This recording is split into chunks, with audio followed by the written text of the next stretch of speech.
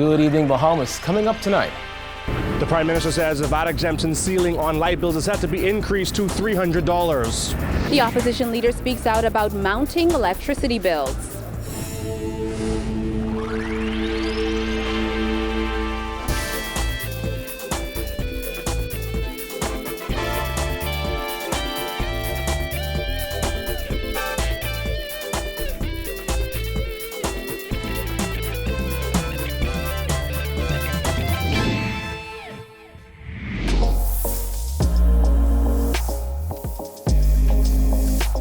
Our News is brought to you by Alive. Welcome to Our News and thanks for joining us. I'm Kyle Joaquin. In response to growing public outcry over rising electricity bills, the Prime Minister announced in Parliament today the government intends to raise the VAT exemption ceiling on electricity bills from $200 to $300 for 6 months, beginning in December. Minister also accused his opponents of using consumer outrage over high fuel bills for political mischief. Jared Higgs has more. Following an admission by BPL Chairman Donovan Moxey that higher light bills are due in part to a heavier reliance on more expensive fuel, Prime Minister Dr. Hewitt Minnis told his fellow parliamentarians that a recently implemented VAT exemption on light bills would be increased from $200 to $300. This recent temporary spike in fuel surcharge has unfortunately put a number of the qualifying customers over the 200 threshold. Thus, I today advise the Honourable House that the government will be moving an amendment to the law to allow for a temporary increase in the VAT exempt ceiling from $200 per month to $300 per month through the end of the fiscal year, that being June 2019. According to Minnis, the policy will come into effect in December and will be reflected in the January 2019 billing period.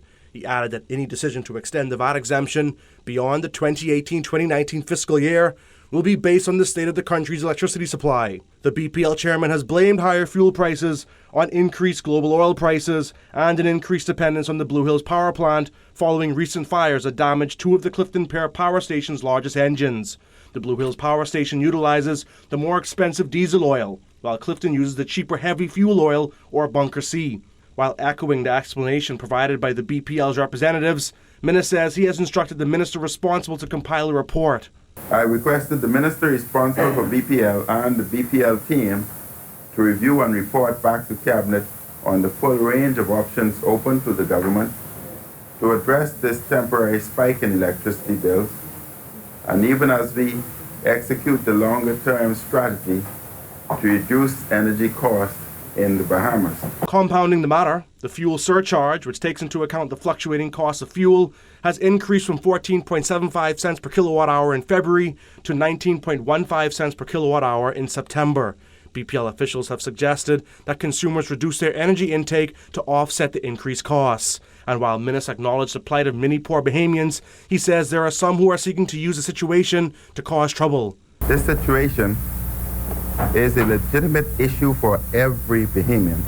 However, there are a small few who are seeking to make political mischief out of a serious situation, who know full well the set of circumstances that have built up over several decades and have led us to this point. Bahamas Power and Light recently signed a memorandum of understanding with Shell North America for a gas-to-power project. It is predicted that the deal, which involves the construction of a 220 to 250 megawatt power plant, will stabilize New Providence's power supply, but not until the early 2020s. Minnis says in the meantime, government will continue to try and find ways to reduce energy costs, including solar options. We will continue to explore the reduction of energy costs. We will make a substantial transition to solar and other renewable energy supplies. You will hear much more about these plans and strategies in the coming months. Reporting for Our News, I'm Jared Higgs. All right, thanks, Jared. Well, consumers were quick to react to the Prime Minister's short-term solution to rising electricity bills. Some persons we spoke with today said keeping the lights on has become a struggle. Me and my family are all right, but just light bill killing everybody. Too high. Dwight Seymour is a father of 4. He makes his living every day under the hood of vehicles as a mechanic. But having to take care of his family has gotten a bit harder now that his electricity bill has doubled. I got a bill this month for $295, and I guarantee you I don't buy that. $295. Yes, sir. Some would say that's low. That one is high for me. Yeah, what's your light bill usually? A little bit be like $150. But now you've seen it go up to One- almost $300, almost double. That's exactly. And how have you been handling that? Well, ain't nothing they can do. You got to go and pay or they can turn it off. It's hot. Seymour says it's not really the amount, but the explanation he's gotten as to why his bill has doubled out of the blue. During our interview, we were able to inform Seymour that he would be one of few BPL customers whose bill falls in the $300 or under bracket, qualifying him for VAT exemption. His response: Well, see, you never really know what your light bill is because whatever they give you, you have to pay. Right. Somebody say if you turn off all your lights and your air condition, Right. you still get the same big stupid bill. Right. So it don't make a difference. Right. You have to wait and see what's going to happen. Then we ran into a friend of his who came walking up the road. This man didn't wish for his face or his name to be used, as he says he recently queried his bill with the power company. The report was that we had a fire, okay, and it caused them to switch from one power station to the other, right? And now we, the consumer, have to pay. We didn't burn the generator down. We shouldn't have to pay for that. Also weighing in, former BEC Executive Chairman Leslie Miller. He said when it comes to the VAT exemption on light bills $300 or less, it really doesn't make sense when everyone's seen a drastic increase. Listen, with the cost of electricity, people can care less of what they pay as far as watt. Watt is 12%.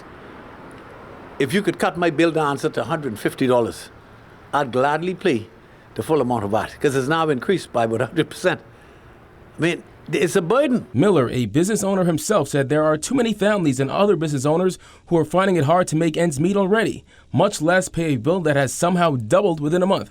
Atlanta's $4 million a month.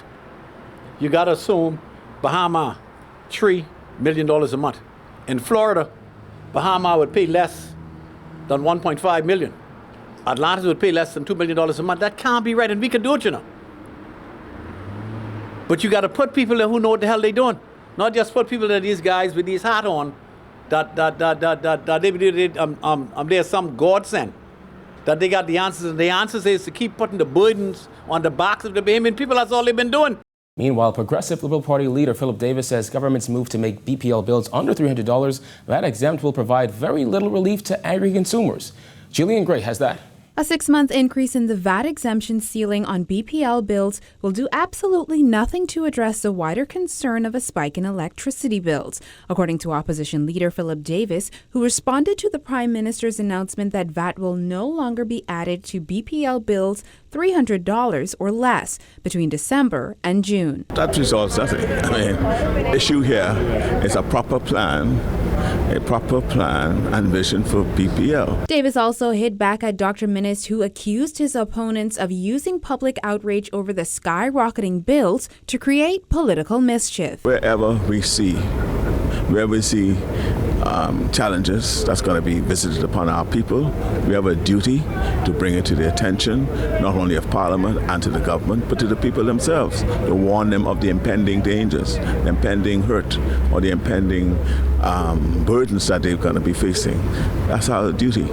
Now, call it political mischief or political posturing as they may, but that is what our duty is, and that's what we intend to execute always. Opposition leader Philip Davis said the rising cost of electricity is due to poor management at the Electricity Corporation. A corporation that is out of control, confused, beset with political interference, as we've been told, and this is the result of it. The Bahamian people having to pay for the ineptness and incompetence of this government. Davis says he stands with the more than 15,000 people who have signed an online petition on change.org calling for government to address rising electricity bills. BPL Chairman Donovan Moxey has chalked up the exorbitant bills to rising fuel costs and admitted relief may not come until next summer. However, Davis, who served as the minister responsible for BPL under the last Christie administration, said he's not buying Moxey's explanation. When you look at the price of oil, when we left office, it was in the neighborhood of around $51 per barrel. It's around, around 51, between $51 and $60 a barrel. It's not that much different today. I went online today, it's around $61 per barrel. So where is this increase that they're talking about that's impacting the prices of the surcharge. He added that the corporation should explore alternative short-term energy options to bring temporary relief. Reporting for our News, I'm Jillian Gray. All right, thanks, Jillian. Well, Education Minister Jeff Lloyd is slamming teachers at C.H. Reeves, who he says engaged in an illegal strike following complaints of mold at the school. Lloyd says those teachers ignored established protocols and ultimately failed the students they were tasked with teaching. The ministry expresses disappointment at the actions of the C.H. Reeves teachers, who have blatantly ignored the grievance procedures outlined in the industrial agreement between the Bahamas Union of Teachers and the Bahamas government. They have also disregarded the expert opinion of those at the Environmental Monitoring Risk Assessment Division of the Department of Environmental Health Services. Most of all, they have reneged on their responsibilities and neglected the education of our youth and the future of our nation. Lloyd says it began last week when teachers withdrew their labor without prior notice as the protocol for grievances had not been enacted. Among the teachers' concerns was the presence of mold in 12 classrooms, leakage in a few of the classrooms, termite infestation, and leaky toilets in one block of the girls' bathrooms. Lloyd says after the issues were addressed, teachers still refused to return to work, saying they wanted a copy of the environmental assessment that was conducted in writing. At BUT's request, the director, Mr. Marcellus Taylor, and his executive team arranged a meeting between Mr. Ryan, that team, and BUT because the union claimed that they did not understand the report. The meeting was arranged for 3 p.m. Tuesday, yesterday. However, at 3:10 p.m., 10 minutes after the agreed time, the union called to say that they were otherwise engaged and could not meet. The union has not been heard from since. Lloyd lamented the teachers' actions as he says it puts students at a disadvantage. He added that the loss of teaching days will likely result in the students not receiving the prescribed number of instructional days for the school year. Despite all efforts made to rectify the situation at the C.H. Reeves Junior High School, teachers still refuse to report to classes.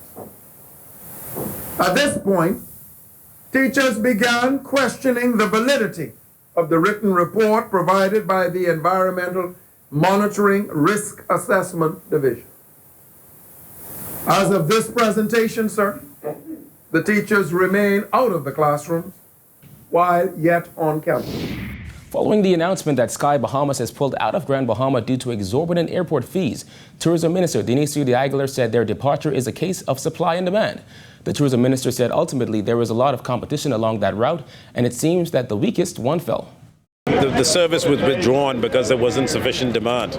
I mean, if his planes were running full every day, this wouldn't be an issue. But I just don't think that there's just too much competition on that route, and the weakest one probably fell. So there's Bahamas Air, there's still Western Air, who are providing frequent service. I don't think people have come to me and complained that the planes are always full and they can't get up there. So he added that the government's hands are tied as it relates to the cost of operation at that airport. Obviously, the expenses imposed upon him by the airport is probably being blamed for his withdrawal of service. But that probably is a factor, but it's also a function of demand and supply. And I think there's a lot of supply on the domestic routes, Bahamas Air, Western, and Western has a competitive advantage because they have their own terminal, which allows them to circumvent some of the costs that Mr. Butler's airline, Sky Bahamas, would have incurred. So I don't know what the government could do. The airport is a private airport, and it imposes the fees that it does. We can only encourage them not to charge those fees to keep the service going in, but I think it's a function of demand and supply. Still to come, post office employees preparing to relocate to Town Center Mall. Stay tuned.